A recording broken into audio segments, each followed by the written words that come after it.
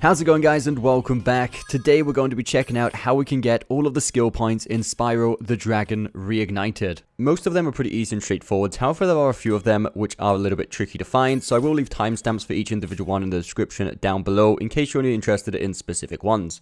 So let's just jump into it. The first one is going to be in Artisans, which we have to reach the tricky platform. This could not be any easier. Simply charge up this little hill and then jump when you get to the end, glide over, and you should land on the platform with no problem.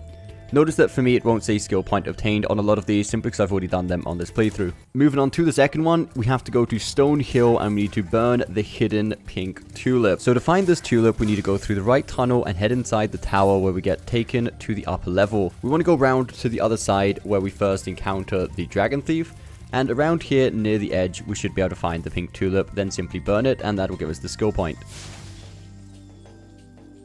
Next, in Town Square, we need to make all the balls stuck. The way to make them stuck is simply charge into them, whether it's head first or behind them, it doesn't really matter, but once you charge into a ball, it will make them get stuck in the ground. So I'd recommend not using your fire breath at any point in this level, simply because if you use your fire breath on a ball, it will kill them and make them disappear until you reload the level, making it impossible to do this skill point. So all we need to do is simply follow the pathway we're taking here in the gameplay and charge at all the balls. I've seen a lot of comments, by the way, about this specific jump just here, and a lot of people are having trouble with it. All we need to do to clear this tricky jump is charge before you jump, and when you jump, actually hold the button down for a little bit longer than you would to get an extra high jump, and then simply glide round, sticking as close as you can to the wall. Next up, in Peacekeepers, we need to scare 6 Gnorcs into the tents. So this again is very easy. All we need to do is attack one of them, and once we've attacked one of them, if we approach any of the other Gnorcs, they will simply run into the tents. So here we go, we attack the first one, and then simply walk around the area until the rest of them run into tents. You may not even get a chance to see 6 of them outside the tent before they all hide and you get the skill point. Next up, we need to get perfect against Dr. Shemp, who is the first boss of the game. We're allowed to take hits outside of the boss fight, but once we're inside, we're not allowed to take any hits from the boss directly. Simply charge towards him and quickly burn him before he gets a chance to attack. This worked on stage 1 and 2 consistently, especially if you run to his right hand side. On the third stage, it wasn't as consistent, so what I would recommend doing is simply wait until he attacks, and when he does, jump over it. It's very, very slow, and as he's spinning with his attack, you simply burn him in the back, and that will give you the skill point. The next one is in High Caves. We need to burn the hidden painting. This is probably one of the most well-hidden skill points in the game. For this one, once the level starts, instead of running forwards, we want to turn around and climb to the top of this hill. Jump across the platforms that the wizards are moving, and just inside this next room, if we look up to the right, we'll be able to see the painting there on the wall. So jump off here and use our flame breath, we should be able to burn it.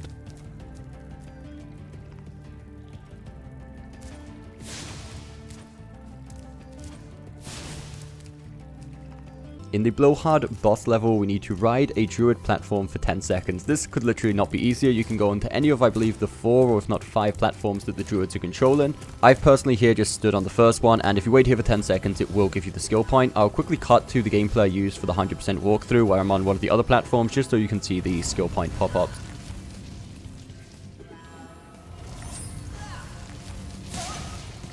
Next, in Terrace Village, we need to do the entire level without getting hit by the electric floors. So again, this is pretty easy, as long as you take it nice and slow and you're patient about when you move. You are allowed to take hits against any other enemy in the level, as long as it's not against the electric floors themselves.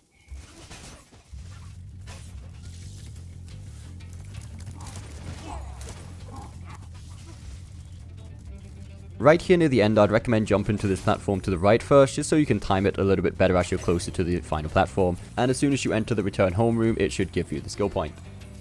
Again, for the Metalhead boss fight, we need to get perfect. This doesn't include damage throughout the entire level, it's simply against the boss itself. This is pretty simple and straightforward. Simply don't attack the electric pillars when they're about to turn red, if not they will electrocute you.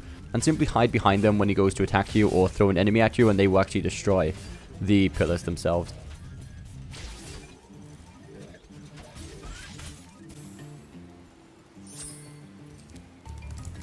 For the Dreamweavers, it says we need to find the secret room, and this one is also actually pretty well hidden. So we want to continue through the level as we normally would until we get to this upper level, and when we get to the area where there's 2 jesters, and up here to the right there's a little platform, and on this platform we can actually walk right through the wall that's behind us. And once we stand on top of this green sort of plating, we'll get the skill point.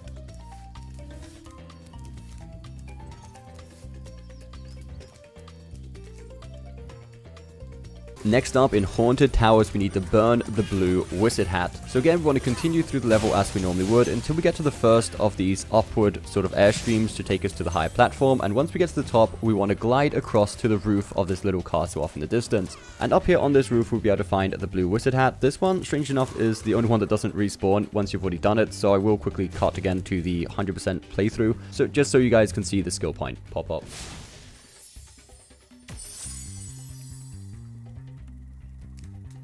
The next one is going to be in Lofty Castle, and it says we need to destroy the hidden Stump. For this, we will need to be pretty close to the end of the level with a lot of the upward wind streams unlocked already. So I'm going to quickly run through from the beginning of the level until the area we need to get to. And once we get just here, after like the zigzag stone pathway, we want to look off to the right and there'll be a platform with a tree on it. We want to jump across to here. And then from here, we want to jump across to the other platform just in front of this. And then one last time, we want to try to circle around this wall and land on the platform the other side. And on here, we will be able to see the tree stump.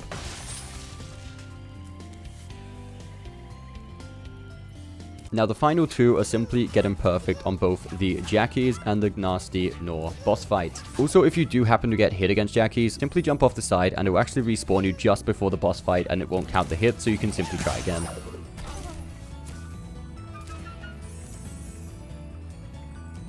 And then for last, like we said, we need to kill Gnasty Gnorc without taking any hits, which is pretty easy actually. He doesn't do many attacks. Just be careful when you're chasing the thieves. I will leave the entire gameplay, maybe speed it up a little bit. But also notice right near the end of the boss fight, when we jump off the final platform, you want to make sure you dodge one attack before going in for the final attack, as you always do at least one, so be careful with that.